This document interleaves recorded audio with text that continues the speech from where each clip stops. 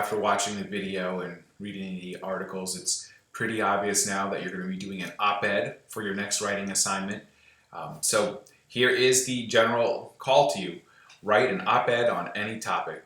And you can make it any topic. It could be a national issue, could be a local issue. Of course, I should put the caveat here, you're thinking about it as far as newsworthy. And we've learned about newsworthy earlier this semester. So is it timely? Does it have anything to do with proximity or, like impact to society or magnitude? Does it affect a lot of people, right? So, we are making it newsworthy. It's not like, oh, I'm so mad that, I'm trying to think of something, some Family Feud, an opinion, why I don't like how my, roommate gets to pick the movie every weekend. Like that, nobody cares about that except for you and your roommate, maybe, right? But this is supposed to be an op-ed that you could send to a news publication, and that's going to depend. If it's local, to like a state issue, would you be sending it to the Current? Or if it's national, something you could send to New York Times or Wall Street Journal or USA Today.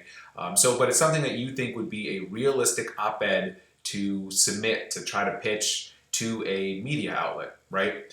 So pick an op-ed, but again, it could have national implications or state implications or even local implications. Like if you could be imagining if it was a small paper for your town, or your community, or Middlesex, even the college. Middlesex Community College has a newspaper, the Flying Horse, an online newspaper. So something that has to do with the Middlesex Community College community, right?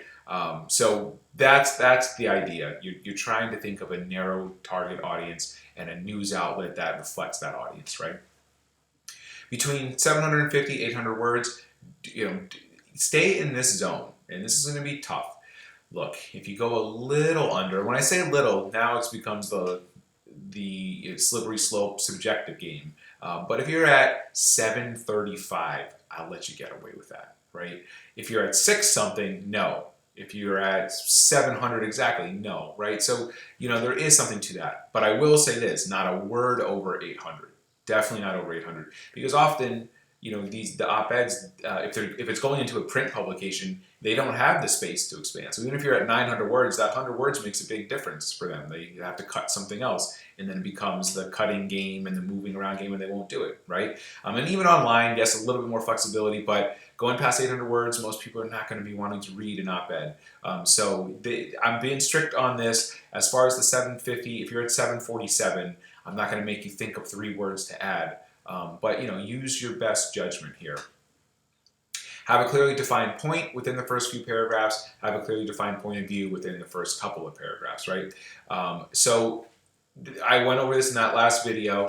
I don't feel like I have to need to rehash it out right here, but I will bring your attention to within the first couple of paragraphs. You have to make sure that I understand, not just me, like anybody, a reader, has to understand what this story is about right from the beginning. Within those first few paragraphs, we have to know what the topic is and what the implications are of it, right? So what I'm really looking at is, do I not get to your point of view or your point? And usually the point does get there early, but sometimes your point of view, if you're not doing this correctly, your point of view shows up in the middle, or even sometimes near the end. I've had it. Students like almost try to build up and then give the big, kaboom at the end. But I'm like, well, we've gotten through 600, 750 words, and I don't know what this is really about, like where you stand on it or what you're trying to influence me on. And that's a no-no. So that's really what I'm looking for, right? Is the point clear? Is the point of view clear? And is that early? First couple of paragraphs, I gotta know. Influence the reader. Remember, part of the op-ed is you're trying to persuade. So did you make a good case for persuasion? And what you should be thinking about is, if you're reading this op-ed, yes, you need to have facts and evidence of research, as I have here. You need to have facts and substance there. But this is different than your hard news story or even your profile story. This is not you just laying out the facts, right? This is you laying out the facts and then saying, and this is how you should feel about it. This is what you should do about it, right? You, the reader. So you are actually trying to get the reader to influence me. You're not just educating me. You're not just educating the audience on a topic. You're educating them with an intent to do something, to think this way, to feel this way, to want to whatever, right? And so that has to be clear. Is this just an informational, or is this informational and telling us, and here's what I want from you, basically.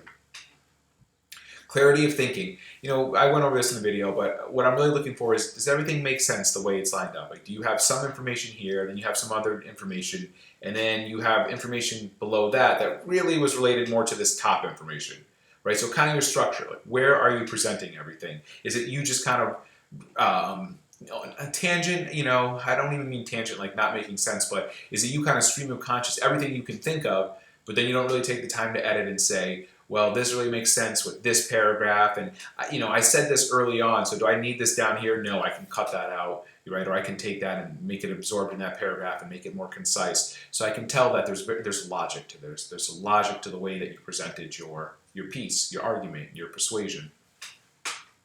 Distinctive voice, we went over that in the last video, but are you humorous? Are you fearful? Are you hopeful? Are you, urgent? Are you more just cerebral, right? Like just start, you should be thinking about this, or returning awareness, right? It's the way that your tone, And this is where you get to have a lot of fun, in your news release, or not your news release, I'm sorry, in your hard news story and your profile story, it is third person. It's supposed to be like no voice. Like as we've talked about, you have some creativity in the way that you want to tell the story, but you're not interjecting your personality into it. And in your op-eds, you can, not only can you should, right? That's the voice part, right? So you should be kind of giving some kind of personality to it. So you can have a little bit more creativity on this one.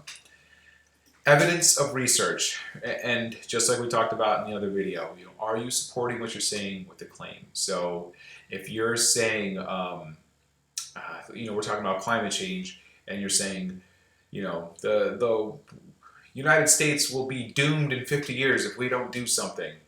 Well, maybe you have some kind of fact or stat that shows it. So what got you to that conclusion, to that statement? Then maybe that's where the research part comes in. Scientists from the whatever institute has said if we don't do something in the next 50 years, floods will knock out some of the coastal cities and people won't even be able to live on the coasts of the country, right? That is some research. I'm somewhat making that up. I know there's some truth to that. I don't know if that was actually accurate what I said. But the point is, you are finding that research and you're showing it, or you're showing stats. At this rate, the world is adding 1 Fahrenheit every 2 years, and if we reach a certain Fahrenheit, scientists agree that the polar ice caps melt and we're all screwed, right? That is showing me some concrete evidence to show us why we're screwed, right? I'm showing you the evidence to the statement that I made. So what I'm trying to tell you here is, the whole thing is not just fact, evidence, but it's you make a strong claim. Do you have some kind of numbers or an authority, right? A credible authority who supports that, so I can see as the reader, I go, okay, I see why they're saying that. I see what they actually mean. You're showing me, right? So make sure that you do have that evidence in there. Remember, this is not an academic paper, so you're not citing everything on the bottom. What you're going to do instead is you could either hyperlink, you can link to the source right within the op-ed, or you could also say, according to a 2018 Pew Research study, blah blah blah blah blah blah. According to in an interview in the New York Times, scientist Smith said blah blah blah blah blah blah blah. So you're telling me, where did this information come from? Then I could always go look it up, right? You the reader then can go look it up. But you're not citing the stuff at the bottom. It's either it's in the op-ed as a hyperlink, or you're or both, or you're citing it in the op-ed, or both, or you're linking it and you're citing it. Follow the other lessons from the reading and video. So of course we have the video, you have the reading, use those together. Follow AP style and not having spelling or grammatical mistakes, right? AP style, you want to make sure you keep the AP style, because this is when it shows up in a publication, it's going to have to be edited for AP. And why would you risk having your article tossed by the op-ed's editor at a publication, because they're going to look at it and go, oh my gosh, this is going to be hours of work for AP. I got to change this all to AP. This is a mess, right? So you're streamlining, and it also is kind of like the language. You're showing the editors, like, I know the language, I know what I'm doing here, right? So kind of like boost your credibility. But yeah, edit for AP style. Make that not a reason that your op-ed gets tossed before it even gets published, right?